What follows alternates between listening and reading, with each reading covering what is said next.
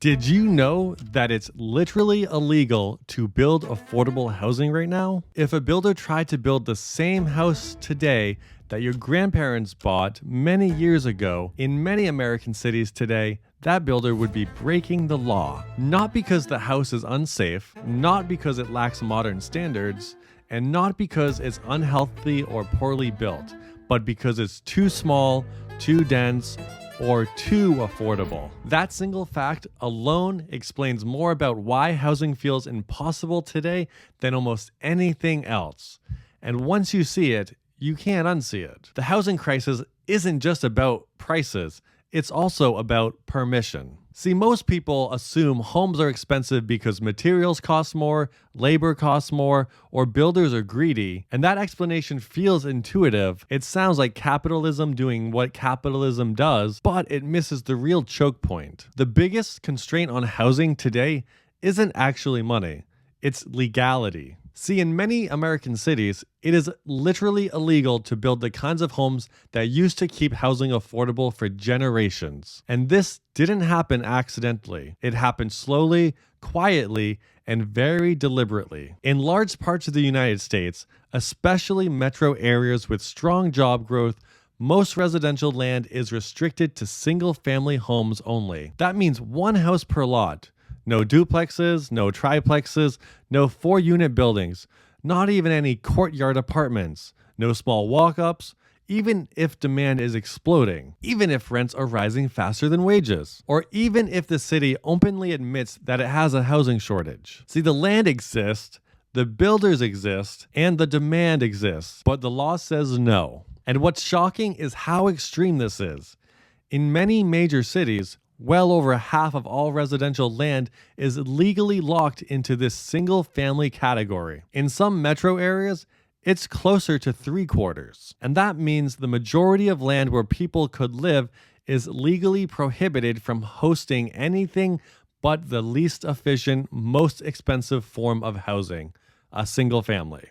And when you ban efficiency, you guarantee high prices. This is why just build more housing often rings hollow, because what you're really allowed to build matters more than how much you want to build. So to understand how we got here, you have to go back in time. For much of American history, cities were allowed to grow organically. Housing types mixed naturally. Small apartment buildings existed next to single-family homes. Duplexes were common, and boarding houses were normal. Density wasn't a dirty word. And because land and construction costs were spread across multiple households, prices stayed relatively grounded. But that changed dramatically in the mid-20th century. Zoning codes became stricter, minimum lot sizes grew, density limits tightened, and multifamily housing was pushed into smaller and smaller areas, often far from jobs and amenities. Entire neighborhoods were effectively frozen in time. And the result wasn't just fewer homes, it was more expensive homes by default. Because once you make it illegal to build modest housing, the only thing left to build is expensive housing. This is why the idea of the starter home has nearly disappeared. It didn't vanish because people stopped wanting them. It vanished because the law made them impractical or outright illegal. In many cities today, minimum lot size rules require so much land that building a small home doesn't make financial sense. Minimum square footage rules force builders to construct homes larger than buyers actually want.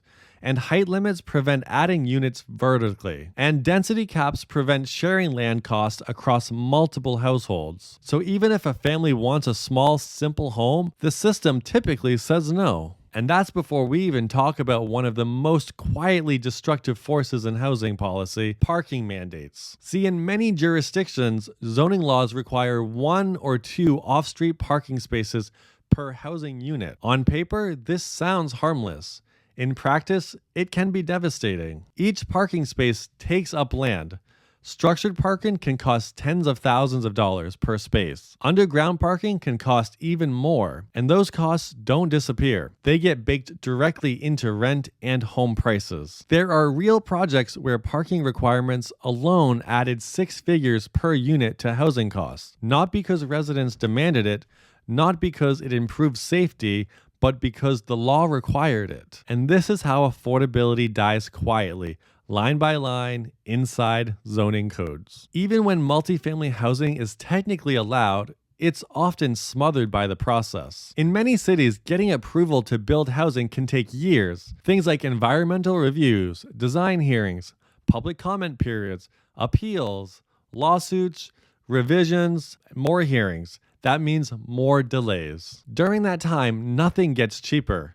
Land loans accrue interest, construction costs rise, financing becomes more expensive, and legal fees pile up. By the time a project is approved, the economics have changed so much that only high-end units can justify the risk. This is why so much new housing looks like luxury housing, not because developers woke up one day and just decided to hate affordability, but because the system filtered affordability out long before construction began. You can see this pattern clearly in places like San Francisco, where demand is intense and housing shortages are severe. For years, housing proposals faced delays measured not in months, but in years. Entire projects were blocked or downsized after prolonged legal battles, often initiated by nearby homeowners. And that leads to another uncomfortable truth. Housing policy isn't local, but the incentives are personal. Once someone owns a home, rising prices benefit them directly. Their net worth increases, their borrowing power increases,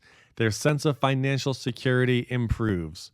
Scarcity protects all of it. So when new housing is proposed, especially denser housing, resistance is common, not always out of malice, often because people are responding rationally to their own incentives. And local zoning meetings aren't filled with renters who haven't arrived yet. They're filled with homeowners who already live there. And those homeowners vote, they donate, and they show up. This creates a system where housing decisions are dominated by people whose financial interest depends on limiting supply. That's not a conspiracy. It's basic political economy, which is why reform is so difficult, even when evidence shows it works. Take Minneapolis as an example. In 2019, the city eliminated single-family only zoning. Duplexes and triplexes became legal citywide. Nothing collapsed.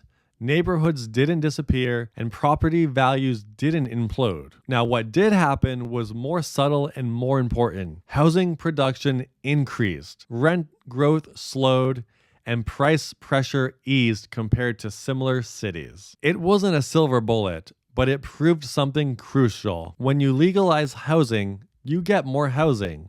Shocker. And this isn't just an American phenomenon. Look at Tokyo, one of the largest, densest cities in the world. Despite its size and economic importance, Tokyo has remained relatively affordable compared to major US metros. So why is that? Because zoning there is far more permissive. Housing types are allowed by default. Density is not treated as a threat, and builders can respond to demand quickly. The result is steady supply, fewer shortages, and prices that don't spiral out of control. Contrast that with cities where housing is heavily restricted and the pattern becomes obvious. Or consider Houston, which famously lacks traditional zoning. While not perfect and not without its own sprawl, Houston consistently builds far more housing than most major US cities. As a result, it has historically maintained lower housing costs despite strong population growth. These examples all point to the same conclusion. Housing affordability is not a mystery.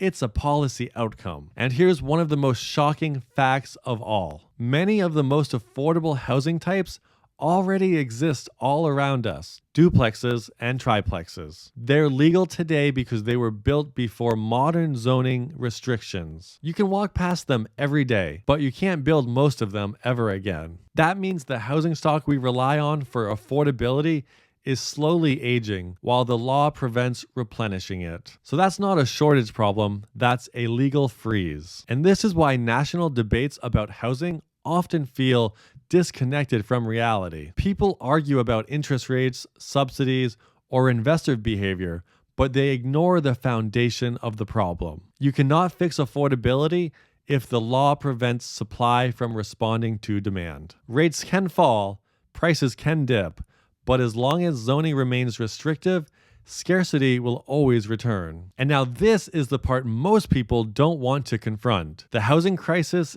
isn't accidental. It's not just economic, it's institutional. It's the result of decades of rules that prioritize existing wealth over future residents. That protects incumbents at the expense of newcomers. That quietly turns housing into a scarce asset instead of a place to live. And those rules are still in place today. So the next time you hear someone say, we just need to build more housing, ask the question that actually matters. What kind of housing are we legally allowed to build? Because until that answer changes, affordability won't. The housing market isn't broken. It's doing exactly what the law tells it to do. And I know I mention in my previous videos all the time that the housing market is expensive because of the housing shortage. And the problem is just not building enough homes. But this is one of those factors that's really important to discuss in the grand scheme of things. Because if you're not taking care of the laws that restrict housing being built more affordably, then it's going to take even longer to rebuild homes